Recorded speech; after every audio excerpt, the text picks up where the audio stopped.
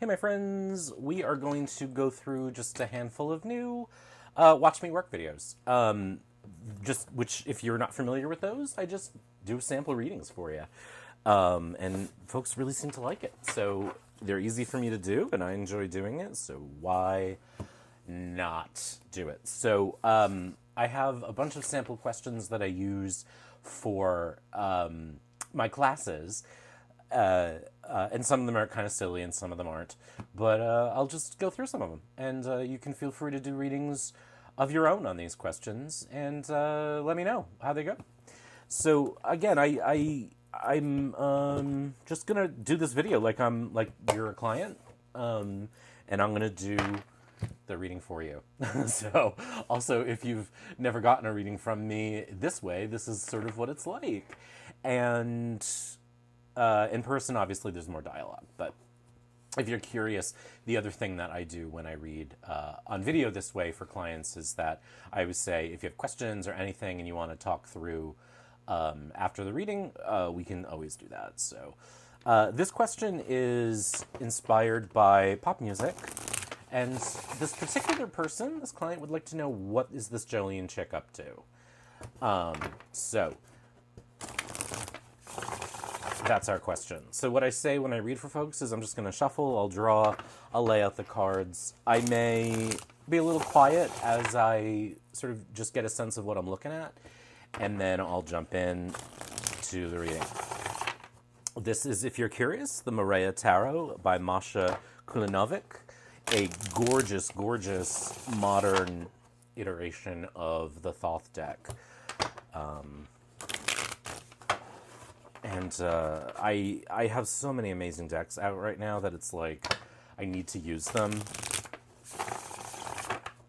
So, but I'm also very loyal to some decks too. So it's like it's tough for a deck to make it into the fold, the canon, the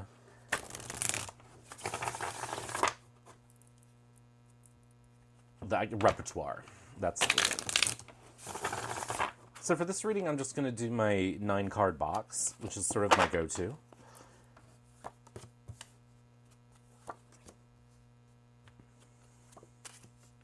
If you're not familiar with this deck, it is absolutely stunning. This was a Kickstarter, and I think it's absolutely beautiful, beautiful work. I also like that it does not have the esoteric titles on the cards, which it doesn't bother me as much as it used to, but it's nice to not have that, or to have the option, I guess, of a really gorgeous deck without the keywords. So let me zoom in just a touch so you can see how pretty this is. I love the size of these cards too. I have a review. I have a walkthrough of this. Probably zoom in just a touch more. So again, when I read for folks, what I'll normally do is just sort of let the reading wash over me. And, I just try to sort of experience the cards without judgment. And so things I'm seeing out of the gate, right? Like, I'm going to talk more for you all now watching this than I would for a client, but it's partly just so you can sort of see into the way my brain works, which is a whole thing. So some things that I noticed. We have the sun right in the middle. I always read the first card and the top left together, so that's an interesting combination. 7 of discs. Sun, we've got the Hierophant, the Magus, and the Emperor. A big foundational row of majors. What else are we seeing? So we have 4 majors cards. Actually, 5 majors cards. This whole column, too, is majors. We've got 2 discs cards, the 7 and the 2. Let me move my microphone. My chin might be hitting it. 9 of Cups and 6 of Cups. So 2 Cups cards. We have no swords and no wands. So there's no air and no fire. Although the sun does deliver kind of a fiery punch. Now, just knowing the contextual, story of Jolene, there's an assumption here that Jolene is a bit of a snake. You know what I mean? And I think that that's not necessarily what we're seeing in this reading, although there is a snake in the 2 of discs. So that's sort of initial impressions, lots of majors. So this is a very, very powerful entity, I would say. You know, Jolene's got some power. Jolene is at a point, so I'm going to now start interpreting, right? So I just sort of did some noticing, and now I'm going to start interpreting. And again, I looked to my middle card and the top left, which are the first two that went down, to kind of give me the beginning of a theme. The Sun and the Seven of Discs, then, in this case. So what I have is someone who is probably trying to shed some light on where their life is going. They are really, really somewhat in the dark, so to speak, and partly because of the cards surrounding the Sun do have sort of a presence of darkness, right? Just except for the Six of Cups, tonally these are all very dark. The Seven of Discs is the most important in this particular reference. So they're a little bit of dark about where their life is going and where they want it to go, right? Sevens introspect, they internalize. And so pentacles or discs or coins sort of represent life, day-to-day stuff. So Jolene's sort of feeling like it's time to really set a direction for herself right now. And I would also say there's a certain amount of feeling her power in life right now. So that's the beginning. This isn't my favorite beginning to a reading, right? Because I don't feel like I have a very helpful answer for my client. But I also want to indicate that my client's question, what's up with this Jolene chick, does imply that she's doing something to the client. And that's a thing that a lot of us feel in certain situations, right? Like, why are they doing this to me? And that's, you know, Jolene may not even be a factor, you know, or the client may not be a factor in Jolene's equation. So she's wondering where sort of life is going. She really wants to sort of find herself on the right path. Typically, the star would be more associated with direction, but the Sun is a star. And so that's sort of one reason why I'm thinking that way. If that weren't the case, then it would really just be sort of putting a spotlight on what's important to her in life. And actually, the Hermit, so now we're going to move to the top row. The Hermit and the Six of Cups now get added to the Seven of Discs. I think that this is a person is starting to realize that their solitude in life has served its purpose. And that now they're sort of looking to welcome people into their life. And I say that because the Six of Wands sort of is the Six of Cups rather implies the five that precedes it, right? Any card implies the card that precedes it or follows it. And so the Six of Cups suggests emotional instability as much as stability, right? Because the five precedes it. So the Six of Cups has said, okay, I've suffered alone long enough. And now what's important to me is that I start to feel good. So feeling good is a part of the Six of Cups, right? Because sixes represent beauty, emotion, of course, with the six. I want to feel good. So six is kind of the Dr. Feel-Good card. Six of Cups can be the Dr. Feel-Good card.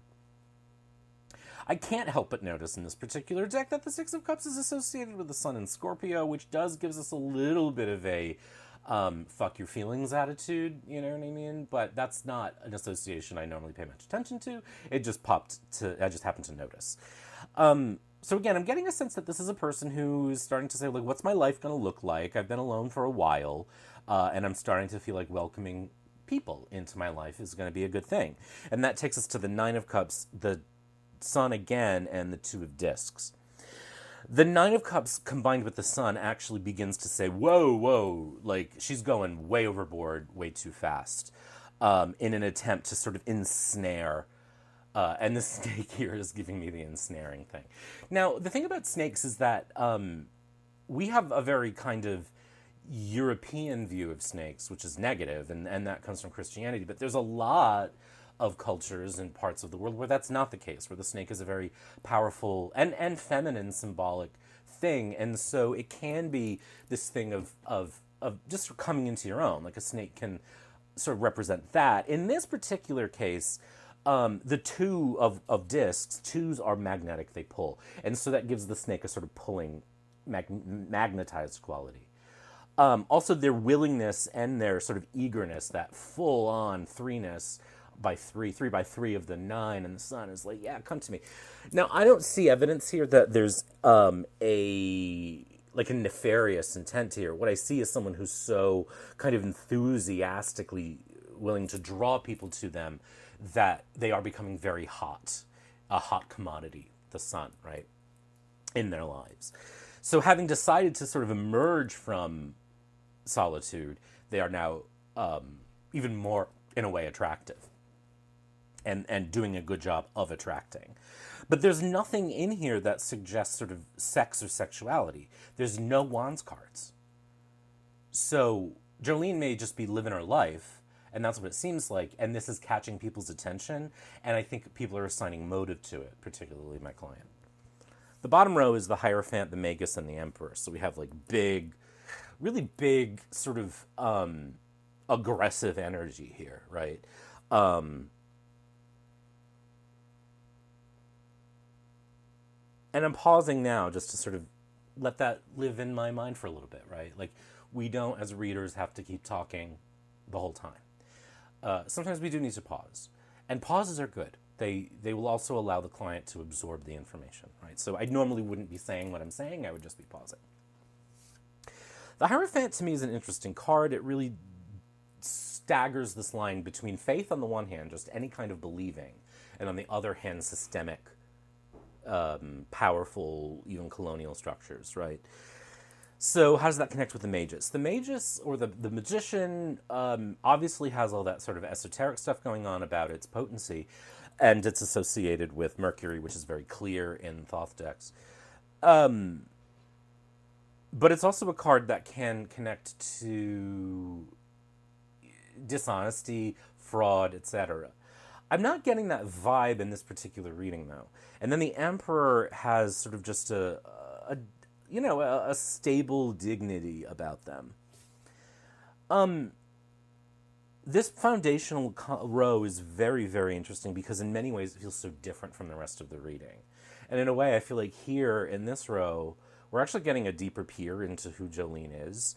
I think that she's a person who has been somewhat held back by restrictive energies, right? Sort of old concepts, and is emerging out of that into something much freer and much more chaotic.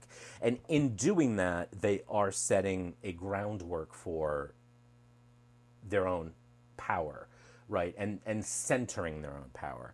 You know, I don't like the male-female dichotomies and dualities in divination. And so, you know, when I think about the Empress and the Emperor, what I'm not really thinking about is the sort of femininity of one of those cards, right? But the Empress is a little bit more generous than the Emperor because threes expand. The Empress is three. Threes make space for, right? They welcome, they open. Fours are a little more constrictive. So they don't make space for, you know. They don't allow back what's more than what's in there. And so I think what she's undergoing is this sort of reclamation of her own power.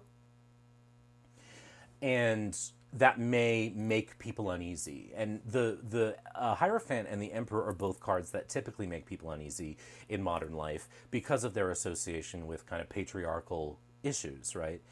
Now, we could say that she's moving from one kind of patriarchal issue to another. I don't think that's the case, though. What I think is the case really is a more positive view of the Emperor, just as someone who is kind of coming into their own and sort of saying, no, I'd make the rules in my life based on my own magic, right? I'm not having the rules dictated to me by the system. So in the context of this question, it's actually peering a little bit deeper into Jolene's personhood and state than maybe many readers would be comfortable with. But again, if this reading gives the client empathy for Jolene, then that's a good thing, right? Because and if we go to the song, to me the problem with the song, the Jolene situation isn't Jolene, it's the dude. You know what I mean? It's the unnamed guy that Dolly is singing about. So when I I've had moments of rewriting that song, and it's from the point of view of like, I'm gonna fuck him up, Jolene. So if you don't want to get fucked up with him, I'd stay away because he's gonna get fucked up. So anyway, deep, impulse. But what's very clear here is that this has nothing to do with my client or with Jolene. I could stop and probably, would have a decent answer. But the other thing that I can do is, of course, read the columns, and I always do that, even if I feel like I have a pretty good answer, just to see if it's going to give me more. So, columns now. 7 of Discs, 9 of Cups, and the Hierophant. This is an interesting combination, and it doesn't immediately spring to life for me, but the odd numbers of all of them are very, very potent, right? So this is an unstable time in Jolene's life, and her re-examination of it, which comes from the 7, is causing probably some overwhelming feelings about her past, about what she's allowed people to tell her about herself. The middle column, the Hermit, the Sun, and the Magus, or the Magician, is this very, very sort of major row corresponding to this sort of here, so it creates this inverted T right in the middle of the reading. And again, it paints a similar picture of someone who has been somewhat isolated, coming out into the light and finding their magic, finding their power, finding their potency, not necessarily knowing how to use it, not necessarily understanding the consequences of having it. So the impact that she's having on others may be real, but her intent doesn't appear to be anything nefarious. And then the final column gives us the 6 of Cups, the 2 of Discs, and the Emperor. This kind of continues, and for the 6 of Cups and the way that these sort of lines scoop up the 2 below it, really, really unites these 2 cards in the sense of being a pull toward sort of a newer, bigger, more beautiful connection to the world, to life, to people, to feelings, resting on a foundation of power, of one's own power. So again, this is a very personal journey for Jolene, and you could say that I'm violating her privacy by spilling this tea, except she's not real. Well, she was real, but not a real person in a real reading right now. But again, if it gives the client some damn empathy and makes them say, hey, it ain't her, that's not the problem, then it will give them something more, you know what I mean? At least a shift in perspectives. The Emperor is still sort of giving me a little bit of a headache in terms of, as the final card in the reading, it seems like it wants to have more of a presence, but it's a card that we don't really like for a lot of folks. So I'm going to do some knighting. So the Knights to the 9 of Cups. And I think that this is sensible in this, in the realm of when we break free of something, we can go whole hog into it. And so we can be so zealous about this newness that we really give it all we have. And I think that she's really giving all of herself to this kind of newness, right? And that's a really deep thing, and probably will stay there for a while, and really is being somewhat selfish. But I don't think that's necessarily selfish in a bad way. I think it's a self-possessed, self-centered, in the sense of centering the self kind of thing. The Emperor also knights the Hermit, which in a way signals a certain amount of isolation. She's not going to let just anyone in. And the Emperor wouldn't either, because of the foreness of it. And so this isn't a situation where we have someone who's like going out and banging everybody. This is someone who's certainly opened up to the world, and that's becoming very attractive to people, but she's on her own journey, doing her own thing, and it doesn't really have anything to do with anyone else. And while she's interested in sort of bringing community into her, she's not interested in sacrificing any part of herself in order to do that. And her relationship for the time being is with herself. So there you go. There's what Jolene is up to. So again, not someone who's doing anything nefarious, someone who's coming into their own and on that journey, and that may be very attractive to other people, in part because she's sort of bringing herself into the world in a way she hasn't before, but not necessarily a nefarious, or really any indication of any nefarious qualities. And so any bias we have here is really it's our bias. It's not her. The other thing that this reading does is it doesn't do is what's going on with the dude in the middle.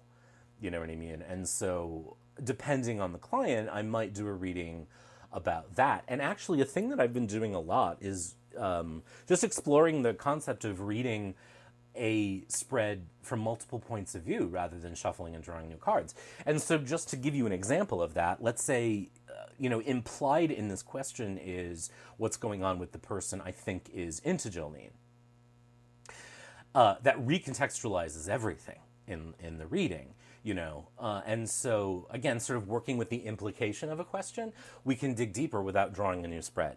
And so now I think about, we'll just call him Guy, right? We'll call him Guy, the person who our client is so convinced that she needs to keep. So he is beginning again with the Sun and the Seven of Discs. In this case, I get the sense of just sort of a moment of like questioning where he is in a way too, similar to the way I read it last time, but like in a sense, it's sort of more like, where's the heat? You know what I mean? Where's the beef? Where's the heat? Seven introspecting, in this case, where is in my life is the question that it asks, and the Sun indicating the heat. Where's the sex? Where's the fun? Going now into the top row, there's a quality of like, oh, I feel lonely, and I want to feel good, and there's maybe a sense here of like, oh, this relationship has run its course, and so if I really want this heat, I'm going to have to go lasso me someone else for life, to